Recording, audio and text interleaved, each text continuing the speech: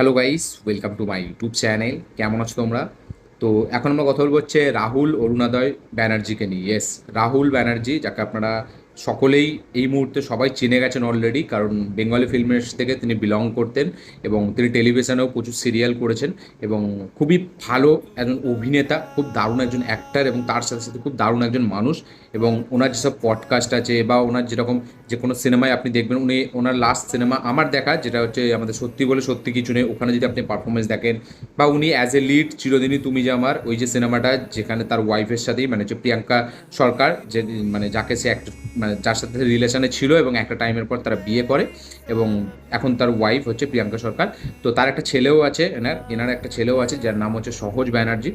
তো এই রাহুল অরুণোদয় ব্যানার্জি, যাকে বলা যায় টেলিভিশন যারা দেখে তারা সবাই চিনত এবং সিনেমা থেকেও আমরা যারা 2000 কিডস তারা সবাই চিনি, কারণ ওই সময় যখন চিরদিনই তুমি যে আমার রিলিজ হয় বীভৎস লেভেলে হিট করে এবং তখন আমরা মেবি 8-9-এ পড়ি এরকম টাইমে, ঠিক আছে? তখন ওই সিনেমাটা আসে এবং ওই সিনেমার গান, ওই সিনেমার ওই যে ক্লাইম্যাক্সের সিকোয়েন্স, তার পাশাপাশি মানে এদের দুজনের কেমিস্ট্রি, সেসব নিয়ে প্রচুর কথা হয়। সিনেমাটা হিউজ রেকর্ড করে, কমার্শিয়ালি মানে মাথা খারাপ করে দিয়েছিল সিনেমাটা বক্স অফিসের দিক থেকে এবং অনেক লং রান ফিল্মটা নিয়েছিল। তো সেই অ্যাক্টর রাহুল অরুণোদয় ব্যানার্জি তিনি আর আমাদের মধ্যে নেই এবং এটা কাল থেকে সবাই জেনে গেছে। আমি আজকে ভিডিও বানাচ্ছি অনেকটা লেট এবং কালকে যখন আমি খবরটা পাই তখন আমি ছিলাম কোলাঘাটে, শের পাঞ্জাবে।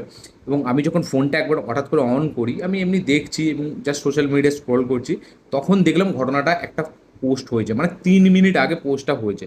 এবং আমি তো জাস্ট দেখে প্রচুর শকড এবং আমি ভেবেছি না এটা কোনো মানে কোনো একটা জাস্ট ফেক নিউজ, কারণ আমাদের বেঙ্গলি ফিল্ম ইন্ডাস্ট্রিতে এখন এরকম ফেক নিউজ অনেক ঘুরে বেড়ায়। বাট আমি একদিকে ভাবছিলাম যে কারোর ডেথ নিয়ে আশা করছি কোনো মিডিয়া চ্যানেল, কারণ আমি দেখেছিলাম একটা মিডিয়ার তরফ থেকে, তো তারা আশা করছি এরকম জঘন্য কাজ করবে না। তো আমার কোথাও না কোথাও গিয়ে আমার মনে একটা ডাউটও ছিল যে মেবি এটা হতে পারে।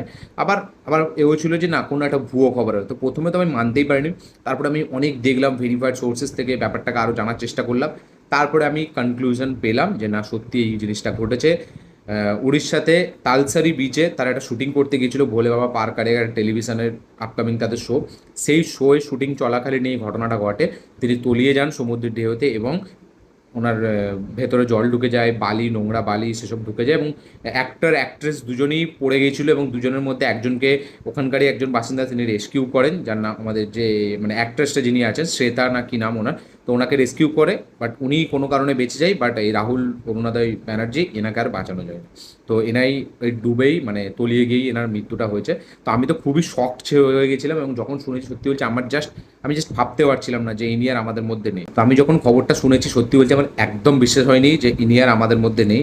তারপরে